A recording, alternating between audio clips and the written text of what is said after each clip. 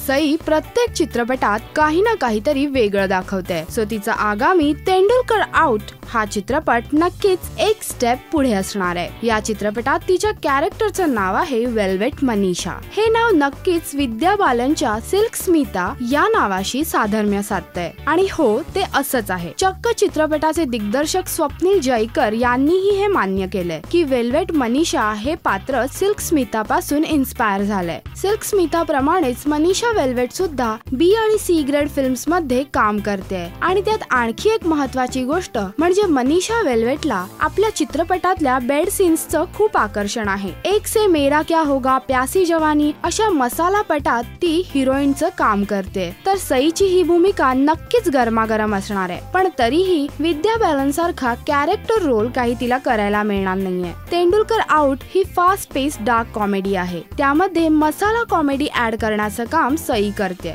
तर हाच काय तो सिल्क स्मिता आणि वेल्वेट मनीषातला फरक असणार आहे। राष्ट्रीय मराठी करिता श्वेतांबरा सावंत। हाय, मी साई ताम्हनकर आणि तुम्ही पाहतात राजश्री मराठी।